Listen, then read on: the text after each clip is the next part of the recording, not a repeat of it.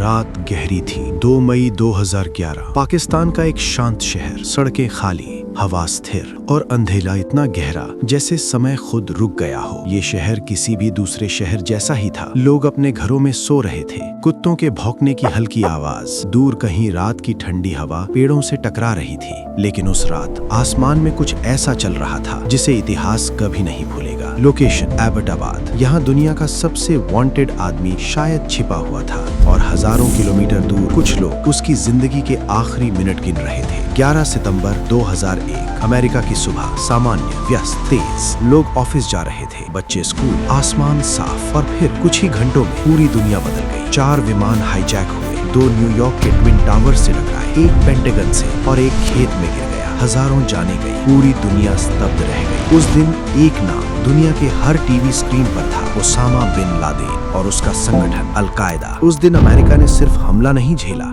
उसने एक वादा किया, हम तुम्हें ढूंढेंगे चाहे तुम जहां भी हो। ये इतिहास का सबसे लंबा और सबसे महंगा शिकार था। ड्रोन, सैटेलाइट, जासूस, दुनिया के हर कोने में खोज, लेकिन बिन लादेन गायब था। वो फोन इस्तेमाल नहीं करता था, इंटरनेट नहीं, कोई बैंक ट्रेस नहीं, कोई डिजिटल रिकॉर्ड नहीं। वो 21वीं सदी में 18वीं सदी की तरह जी रहा था। ये मिशन संभाल रही थी सेंट्रल इंटेलिजेंस एजेंसी। उन्होंने लाखों कॉल रिकॉर्ड स्कैन किए, लाखों संदिग्धों से पूछताछ की, गुप्त ठिकानों पर छापे मारे, लेकिन साल दर साल कुछ नहीं। फिर एक पैटर्न दिखा, एक आदमी, एक कुरियर जो किसी बेहद महत्वपूर्ण व्यक्ति के लिए संदेश ले जाता था। वो सीधे लक्ष्य तक नहीं गया, लेकिन हमेशा उसी के करीब रहता था। CIA ने फैसला किया, उसे ट्रैक करो चाहे कितना भी समय लगे। महीनों तक निगरानी। वो आदमी एक शहर में बार बार जाता था, एक कंपाउंड में जहाँ अजीब नियम थे, ऊंची दीवारें, कंटीले तार, कोई फोन नहीं, कोई इंटरनेट नहीं, कोई बाहर नहीं आता, कोई अंदर नहीं जाता। ये घर बाकी घरों से अलग था और सबसे अजीब बात, कचरा बाहर नहीं फेंका जाता था, उसे अंदर ही जलाया जाता था। क्यों? ताकि कोई DNA, कोई सबूत बाहर ना जाए। CIA को समझ आ गया, ये कोई सामान्य घर नहीं, ये एक छिपा हुआ किला था। Washington DC, white house, secret meeting, room में तनाव था, टेबल पर फाइलें, तस्वीरें, सैटेलाइट इमेज, हर चीज एक सवाल पूछ रही थी, क्या वो अंदर है? अमेरिका के राष्ट्रपति बराक ओबामा चुप बैठे थे। अगर ये गलत हुआ तो अंतरराष्ट्रीय संकट, अगर सही हुआ तो इतिहास। 3 विकल्प, भारी बमबारी, ड्रोन स्ट्राइक या कमांडो रेड। बमबारी आसान थी, लेकिन पहचान कैसे होती? अगर वो बच गया तो?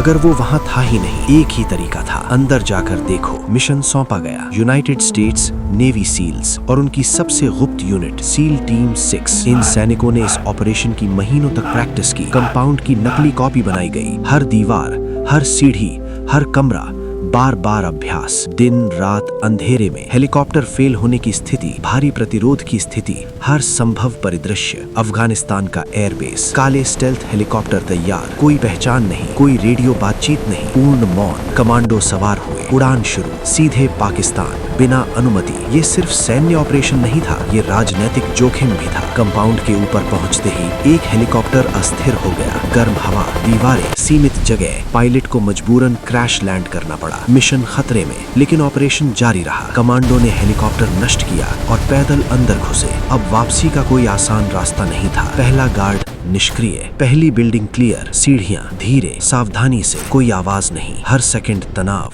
कमांडो जानते थे ऊपर कहीं लक्ष्य हो सकता है। व्हाइट हाउस में सब देख रहे थे, कोई बात नहीं कर रहा था, कोई हिल नहीं रहा था, बस इंतजार और दिल की धड़कन। तीसरी मंजिल, दरवाजा, अंधेरा, एक आकृति और वही पल जिसके लिए 10 साल लगे। रेडियो पर आवाज आई, Geronimo, EKIA, enemy killed in action. Mission पूरा, चेहरा स्कैन, ऊंचाई, शारीरिक विशेषताएं, DNA, संदेह खत्म। 10 साल की तलाश समाप्त। कमांडो सबूत लेकर निकले। टूटे हेलीकॉप्टर का मलबा उड़ाया गया और टीम वापस निकल गई। पूरी दुनिया सो रही थी और इतिहास बदल चुका था।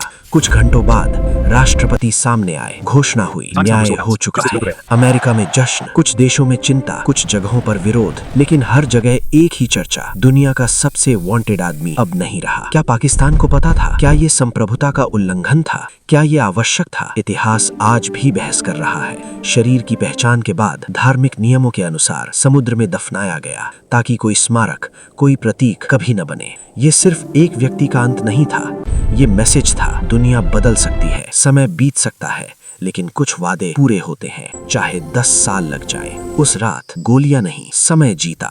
एक आदमी गिरा और एक अध्याय बंद हो गया। दोस्तों, अगर आपको वीडियो पसंद आई हो तो एक लाइक जरूर करें, और अगर आप ऐसी ही और इंटरेस्टिंग वीडियो देखना चाहते हैं तो चैनल को सब्सक्राइब करना बिल्कुल ना भूलें। मिलते हैं अगले वीडियो में, तब तक के लिए जय हिंद।